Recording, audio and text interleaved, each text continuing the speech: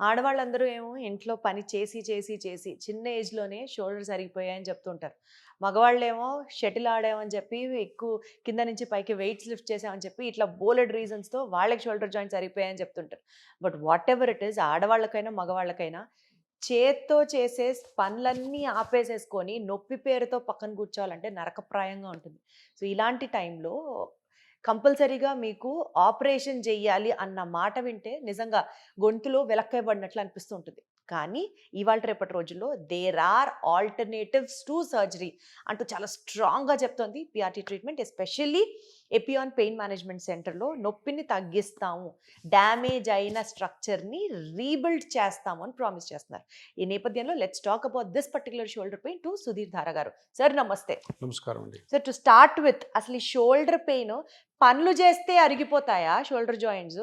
లేకపోతే వయసు రీత్యా అన్నిటితో పాటు అవి కూడా అరుగుతాయా? ఏమైనా కారణాలు ఉన్నాయా సార్? షోల్డర్ జాయింట్లో మనం తెలుసుకోవాల్సింది ఏంటంటే, వేరే జాయింట్స్తో కంపేర్ చేస్తే షోల్డర్ జాయింట్ 360 డిగ్రీస్ మూమెంట్ ఉంటుంది. చూసారా అవును సార్. ఎంత కదులుతుందో? ఇప్పుడు రిస్ట్ ఉంది, ఈ మూమెంట్, ఈ మూమెంట్, అంతే. ఈ మూమెంట్, ఈ మూమెంట్. నీ జాయింట్ పైకి కిందకి అంతే. షోల్డర్ చూడ, ఎందుకంటే చేతులతో అన్ని పనులు చేస్తాం కదా, 360 డిగ్రీస్ మూవ్ చేయొచ్చు మనం మొత్తం. సో ఇంత ఎక్కువ మొబిలిటీ ఉన్న జాయింట్ ఎక్కువ డ్యామేజ్కి లోన్ అవుతుంది. ఓకే. ఎక్కువ మూమెంట్ ఉంది కాబట్టి. సో ఎక్కువ మూమెంట్ ఉంది కాబట్టి ఎక్కువ డ్యామేజ్ లోన్ అవుతుంది. అంటే ఆ డ్యామేజ్ కాకుండా ఉండేదానికి దీని చుట్టూ, ఆ షోల్డర్ జాయింట్ చుట్టూ ప్రొటెక్షన్ కూడా ఉంటుంది. సో జాయింట్ అన్నది ఈ బోన్ హ్యూమరస్, ఈ స్కాపులా అని ఉంటారు. ఈ రెండింటి మధ్యలో ఉన్న జాయింటే షోల్డర్ జాయింట్. దీన్ని ప్రొటెక్ట్ చేస్తూ, అంత మూమెంట్ ఉంది కాబట్టి బయట పడిపోకుండా బోన్స్ చుట్టూ 4 మజిల్స్ ఉంటాయి. సుప్రాస్పైనటస్, ఇన్ఫ్రాస్పైనటస్, సబ్స్కాపులారిస్, టెరిస్ మైనర్. ఇది ప్రొటెక్షన్, పోలీస్ లాగా గార్డ్ చేస్తుంటాయి. సో ఈ షోల్డర్ పెయిన్స్ కారణాలు ఏంటి అంటే, ఒకటి షోల్డర్ జాయింట్ అరిగిపోవడం వయసు రీత్యా, రెండోది యాక్సిడెంట్స్ కానీ స్పోర్ట్స్లో కానీ ఈ 4 మజిల్స్ ఇంజురీ అవ్వడం. ఓకే. లోపల కార్టిలేజ్ ఉంటుంది, ఇంకోటి చిన్న లేబ్రమ్ అని కూడా ఉంటుంది. సో ఇవి ఈ స్ట్రక్చర్స్లో ఈ 4 మజిల్స్, లేబ్రము, కార్టిలేజు, 2 బోన్స్ ప్లస్ జాయింట్లో జనరల్గా నొప్పి రావడానికి ముఖ్య కారణము ఏజ్ వైజు షోల్డర్ జాయింట్ అరిగిపోవడము, లేకపోతే ఆ 4 మజిల్స్ మీరు చెప్పినట్టు 4 మజిల్స్ ఇంజురీ అన్న అవ్వడం అవ్వాలి. లేదు మీరు అన్నట్టు ఇప్పుడు హౌస్ వైఫ్స్ వంటలు, కసు ఉడ్చడం, డస్టింగ్లు చేయడం, అంట్లు తోమడం, బట్టలు ఉతకడం, దాంతో కొంతమందికి జాయింట్. ఇంకొకటి చాలా important reason diabetes. Okay. Sugar పేషెంట్స్లో షోల్డర్ జాయింట్ ఈజీగా టేర్స్ అవుతాయి. ఆ మజిల్స్ షోల్డర్ జాయింట్ చుట్టుపక్కల ఉన్న మజిల్స్ ఎందుకు అవుతాయంటే, ఇప్పుడు డయాబెటీస్ లేని వాళ్ళకి కూడా ఇంజురీస్ అవుతాయి. కాకపోతే డయాబెటీస్ లేని వాళ్ళకి ఆ ఇంజురీ వెంటనే హీల్ అయిపోతాయి. డయాబెటీస్లో ఆ చిన్న ఇంజురీ అలా పెద్దగా అవుతుంది. సో అందుకని తప్పకుండా షోల్డర్లో పెయిన్ వచ్చినప్పుడు ఈ స్ట్రక్చర్స్ అన్నీ కూడాను టెస్ట్ చేసుకొని దాంట్లో ఏ పార్ట్ వల్ల నొప్పి, 3-4 మజిల్స్ కట్ అయి ఉండొచ్చు, కానీ అది కనుక్కోవాల్సింది ఏంటంటే ఏ మజిల్ వల్ల పెయిన్ వస్తుంది. కొన్ని అన్నెసరీ మజిల్స్ ఉంటాయి, అవి కట్ అయినా ఏం కాదు. సో అది తెలుసుకున్న నాలెడ్జ్ ఉండాలి. దాన్ని ప్రాపర్ స్కాన్ చేసుకొని దాన్ని ప్రాపర్గా ట్రీట్ చేయడం ద్వారా షోల్డర్ పెయిన్ నుంచి బయటపడచ్చు. సార్, షోల్డర్ పెయిన్ అంటే మాకు తెలిసిన వాళ్ళది ఒక ఎక్స్పీరియన్స్ మీతో షేర్ చేసుకోవాలనిపిస్తుంది సార్. షటిల్ ఆడేవారు, when he's around 40s 50s ఆ ఏజ్లో షటిల్ ఆడేవారు.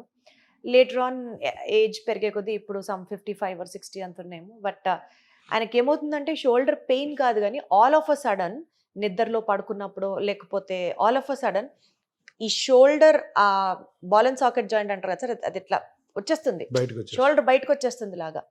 విపరీతమైన నొప్పి పాపం. మళ్ళీ ఒక ఆర్థోపెడిషన్ పెట్టడం వరకు అసలు నరకం. అలాంటి కేసెస్ లో కూడా పిఆర్పి పనిచేస్తుందా సార్? ఇప్పుడు మళ్ళీ మనం బ్లైండ్ గా అన్నిటికీ పిఆర్పి ఇవ్వకూడదు. దాని పెథాలజీ తెలుసుకోవాలి, ఎందుకు షోల్డర్ జాయింట్ డిస్లొకేట్ అవుతుంది.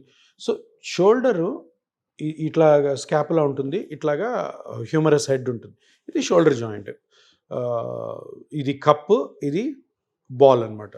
సో ఇది బయటికి ఎందుకు వస్తుంది? నేను ఇందాక అన్నానా, చుట్టూ ప్రొటెక్షన్ ఉందని. ఆ ప్రొటెక్షన్ చేసే మజిల్స్ వీక్ అయినప్పుడు ఇది బయటకు వస్తుంది. ఇప్పుడు మీరు అన్నారు షటిల్ ఆడుతున్నారు, ఆడేవారు షటిల్ ఆడేవారి కంటే వాలీబాల్ ఆడేవాళ్ళలో ఎక్కువ ఉంటుంది. స్పైక్ చేస్తారు చూడండి, కొట్టినప్పుడు అది వీక్ అయితే బయటకు వస్తుంది. ఆ బయటకు వచ్చినప్పుడు సివియర్ పెయిన్ ఉంటుంది. మళ్ళీ దాన్ని వాళ్ళే మ్యానిపులేట్ చేసుకొని లోపలికి కూడా, లేదంటే హాస్పిటల్ బయలుదేరుతారు. అంటే ఇక్కడ పిఆర్పి అన్నది ముఖ్యంగా అది ఎందుకు వస్తుంది అన్నది చాలా ముఖ్యము.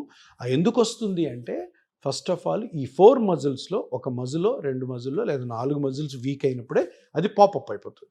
సో తప్పకుండా మనం చేయాల్సింది ఏంటంటే వాటిని స్ట్రెంగ్తన్ చేసుకోవాలి.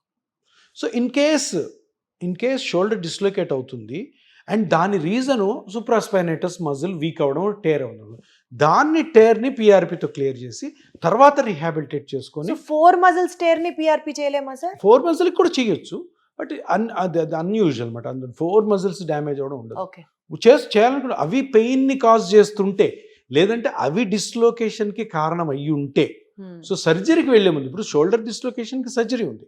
నేనేమంటాను, షోల్డర్ డిస్లోకేషన్ కారణం కనుక్కొని షోల్డర్ డిస్లోకేషన్కి ఇన్ కేసు ఈ మజిల్ క్రాక్ వల్ల అది వీక్ అవడం వల్ల బయటకు వస్తుంది అనుకుంటే, ఆ మజిల్ క్రాక్ ఉంటే, టేర్ ఉంటే దాన్ని ఫస్ట్ ఆఫ్ ఆల్ హీల్ చేసి దాన్ని స్ట్రెంగ్తన్ చేసి చూడండి.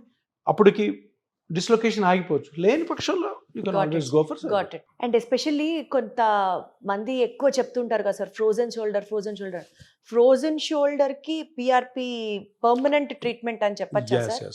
మళ్ళీ no permanency. yes, I'll take up my word. ఏ ట్రీట్మెంట్ లో కూడా పర్మనెన్సీ అన్నది ఉండదు. అంటే పాపం చెయ్యి కూడా ఎత్తలేరు వాళ్ళు. లే ఇది ఆ కండిషన్ నుంచి బయటికి తీసుకురావచ్చు. సో ఫ్రోజన్ షోల్డర్ అంటే ఏంటి? ఇప్పుడు షోల్డర్ జాయింట్ ఇంత మూమెంట్ ఉంది కదా, ఫ్రోజన్ షోల్డర్ అంటే షోల్డర్ జాయింట్ ఫ్రీజ్ అవడం అంటే లేదు. సో ఎందుకు లేదు, దాని కారణం కనుక్కోవాలి. So again going back to the basics, ఒకటి జాయింట్ ఉంది అంటే రెండిటి మధ్యలో గ్యాప్, ఈ గ్యాప్ పోయి మూమెంట్ పోతే లేయడం పోతుంది. లేదు ఈ గ్యాప్ బాగానే ఉంది, చుట్టుపక్కల ఉన్న మజిల్స్లో ఏదైనా డ్యామేజ్ అయింటే ఆ డ్యామేజ్ వల్ల చెయ్యి ఎత్తలేక దానికి ట్రీట్మెంట్ తీసుకోకపోతే ఈ 180 degrees ఉన్నది స్లోగా తగ్గి 0 అయిపోతుంది. దాన్ని ఫ్రోజన్ షోల్డర్ అంటాం. అంటే ఫ్రోజన్ షోల్డర్ అయ్యే ముందు ఏదో ఒక కారణం ఉంటుంది, ఆ కారణాన్ని నెగ్లెక్ట్ చేస్తే ఫ్రోజన్ షోల్డర్ అవుతుంది. సో ఫస్ట్ ఆఫ్ ఆల్ కారణాలు ఉంటాయి సార్ ఏది ఫ్రోజన్ షోల్డర్ కి సహజంగా ఎలాంటి కారణాలు? సహజంగా ఇప్పుడు యంగ్స్టర్స్ లో ఫ్రోజన్ షోల్డర్ ఎందుకు వస్తుంది అంటే ఇంజరీ, స్పోర్ట్స్ ఆడుతుంటే ఇంజరీ అవ్వచ్చు, రోడ్ ట్రాఫిక్ యాక్సిడెంట్లో ఇంజరీ అవ్వచ్చు.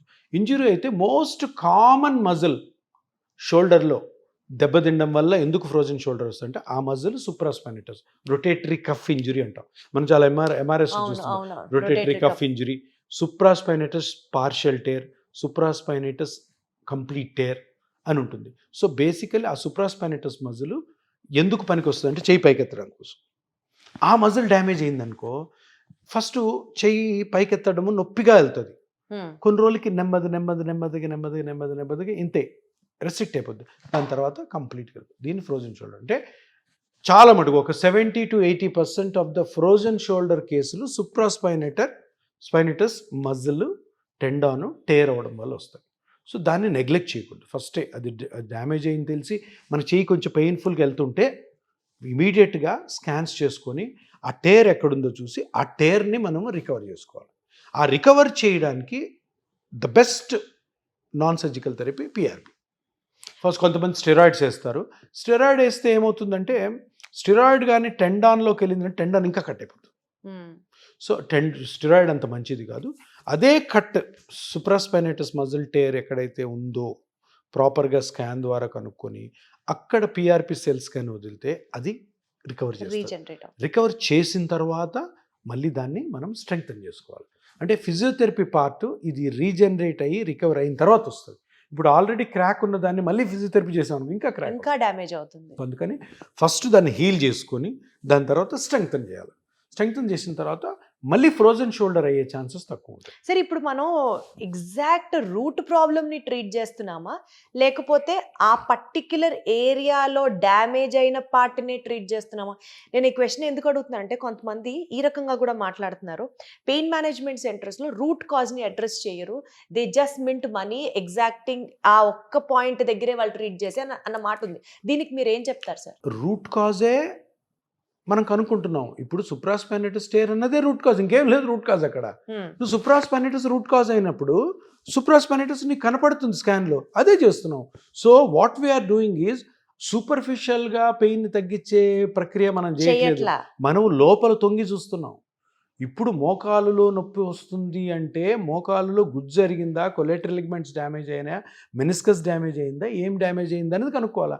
షోల్డర్ గురించి ఇప్పుడు మాట్లాడుతున్నాం కాబట్టి in case rotatory cuff injury supraspinatus tear వల్లనే చేయి పైకి ఎత్తలేకపోతున్నాడు అని ఇంకా ఆ అదే root సుప్రాస్పైనేటర్ టేర్ని కనుక్కోవడం అనేది రూట్ రూట్ కాజ్. ఇంకేముంది, అయిపోయింది.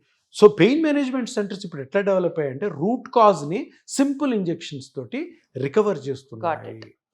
జాబ్ అది నిజం. మేడ్ సింప్లిఫైడ్ అన్నది అర్థమవుతుంది. సింపుల్ అంతే. Sir final question sir, shoulder pain ఉన్నప్పుడు ఎప్పుడు పిఆర్పి వర్క్ చేస్తుంది, ఎప్పుడు ఇంకా ఆప్షన్ లేదు you have to opt surgery అనే సిచ్యువేషన్ ఎప్పుడు వస్తుంది?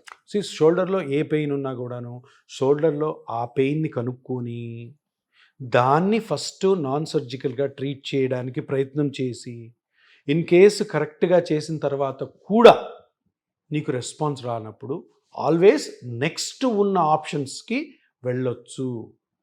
సర్జరీకే వెళ్ళమని కూడా నేను చెప్పాను. సర్జరీకి వెళ్ళొచ్చు. నేను సర్జన్ కాబట్టి సర్జరీ గురించి కామెంట్ చేయను. నేనేమంటాను, సైన్స్ ప్రకారము షోల్డర్లో సూప్రాస్పైనటిస్ ఇంజరీ అయింది, ఇన్ఫ్రాస్పైనటిస్ ఇంజరీ ఉంది, లేబ్రమ్ ఇంజరీ అయింది, దాన్ని పిఆర్పితో ఫస్ట్ ట్రై చేసి ఇన్ కేస్ కాని పక్షంలో మేమే పంపిస్తాం సర్జరీకి. సో ఎందుకంటే ఒక పద్ధతి ఉంటుంది. సో ఆ పద్ధతి ప్రకారము ఫస్ట్ ట్యాబ్లెట్స్, చిన్న చిన్న physiotherapy exercise, next PRP, next surgery always. ఎందుకంటే ఈ సిస్టంలో అగేన్స్ట్ సర్జరీ, కానీ సర్జరీ కంటే ముందు సిస్టంలో పొమ్మనే బుక్స్ చెప్తాయి. టగాము నువ్వు వెళ్ళి సర్జరీ చేయమన్నావు, ఓకే నువ్వు దాన్ని ఈ రోజు ఇంజరీ అయిందని ఈ రోజే పిఆర్పి చేయను. నేను కూడా దానికి టైం ఇస్తాను. ఓకే, ఒక 1 వీక్ చూడండి, 2 వీక్స్ చూడండి, లేని పక్షంలో చేస్తాం. జనరల్గా మన దగ్గరకు వచ్చిన వాళ్ళందరూ 3-4 నెలలు అయిపోయింది అనుకో. సో పద్ధతి ప్రకారం పోతే కరెక్ట్ వేలో పోతాము. Unnecessary surgeries, unnecessary complications avoid చేయాలి. Perfect sir, got it. So అర్థమైంది కదండి, you have to go in a step wise procedure. అది first step. Second step PRP చేస్తే తగ్గిపోదు. పిఆర్పి తర్వాత మళ్ళీ మీరు ఫిజియోథెరపీ చేసుకొని యూ హ్యావ్ టు రీహాబిలిట్, అంటే స్ట్రెంగ్తెన్ చెయ్యాలి. అప్పుడు it's completely like total package అనమాట. జస్ట్ వెళ్ళాం కదా, తగ్గిపోయిందని you cannot come to a conclusion. Wonderful sir, thank you so much. Good talking to you.